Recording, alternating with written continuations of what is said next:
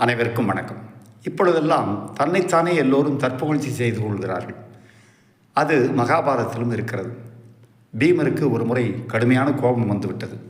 நாம் இவ்வளவு கஷ்டப்படுவதற்கும் கடினமான வேலைகளை செய்வதற்கும் இந்த வனவாசத்திலே மிக மிக கஷ்டப்படுவதற்கும் காரணம் தர்மர் தான் என்று அவரை அடிப்பதற்கு கையை ஓங்கிவிட்டார்.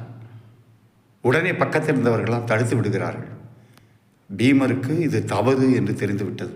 அண்ணனை அடிப்பது என்பது அந்த காலத்திலும் இருக்கிறது, இந்த காலத்திலும் தொடர்கிறது. அண்ணாக்களெல்லாம் அடி வாங்கி கொண்டிருக்கின்ற காலம் அல்லவா. எனவே அடிப்பது என்பது அப்பொழுதும் இருந்திருக்கிறது. தன்னுடைய தவறை உணர்ந்து தன்னைத்தானே மாய்த்து கொள்வதற்காக பீமசேனர் முயல்கிறார்.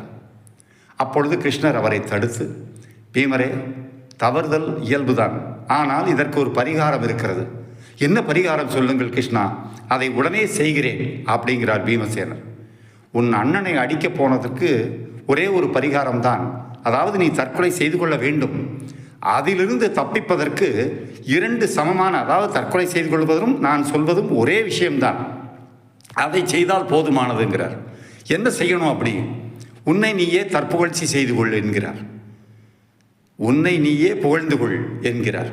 உடனே பீமரும், நான் வாயுசேனரின் மகன், நான் 100 யானைகளுக்கு சமமான வீரன், நான் ஒரு படையிலே நின்றால் அந்த படை வெற்றி பெறுவது உறுதி என்று தன்னைத்தானே மிக மிக பெருமையாக தற்புகழ்ச்சியாக சொல்லிக்கொண்டே வருகிறார். கிருஷ்ணரும், போதும் நிறுத்து பீமசேனரை, நிறுத்துங்கள் அப்படிங்கிறார். தன்னைத்தானே புகழ்தல் தற்கொலைக்கு சமம். சிலர், நான் யார் தெரியுமா, நான் அப்படிப்பட்டவன், நான் இப்படிப்பட்டவன், நான் அவ்வளவு பெரிய விஷயங்களை செய்திருக்கிறேன்.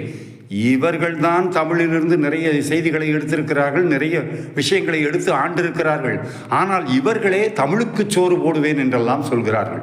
இது தற்கொலைக்கு சமம் என்கிறது மகாபாரதம். இன்னும் ஒரு நிகழ்ச்சியில்